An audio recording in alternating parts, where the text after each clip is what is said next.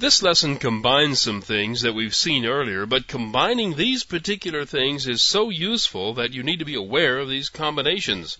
This lesson contains 3 sample programs. The first one draws a figure using a general path. The second one uses the same figure for translation, moving, and scaling. Finally, it duplicates a figure and draws it in different ways. Now, here's the first program.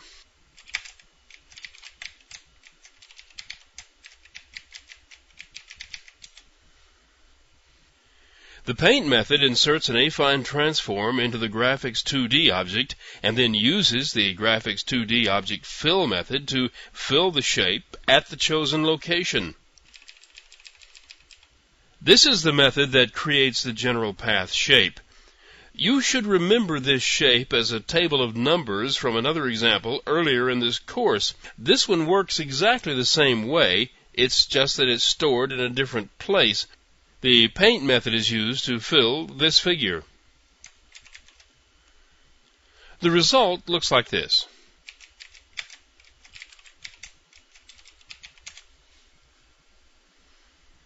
There's the filled arrow shape.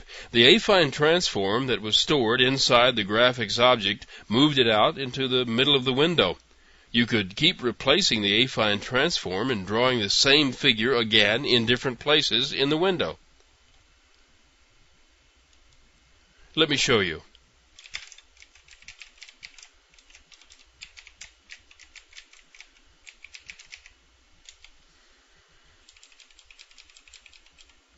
This class uses the same shape as the previous example, so the object returned from the get arrow method is the same as it was before, but the paint method displays it 3 times with a new affine transform setting for each one. Each setting moves the figure further from the origin and scales it to a larger size.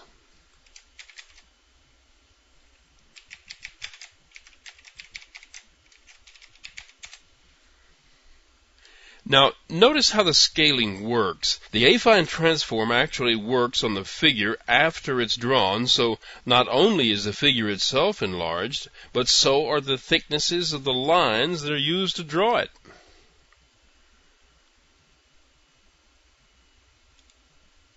Like I said, this is not really anything new, it's just some of the same stuff being combined in a different way. When you define a shape as a general path, the edges of the shape can crisscross themselves, but anything enclosed inside the shape is still enclosed.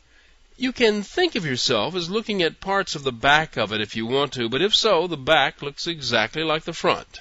Here's a program that does that.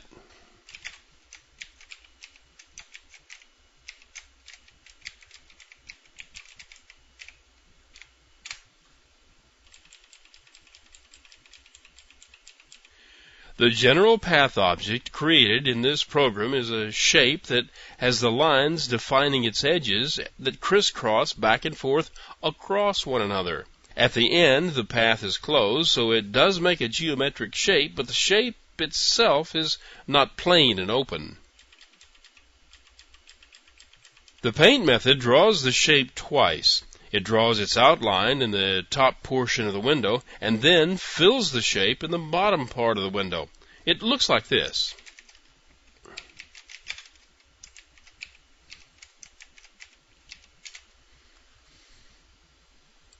There. You can see in the shape at the top that the edges cross one another, and you can see by the way it's filled at the bottom that the crossover has nothing to do with the way that it becomes filled. But there are some special cases in folding shapes that make filling act differently, and I'll show you that in the next lesson.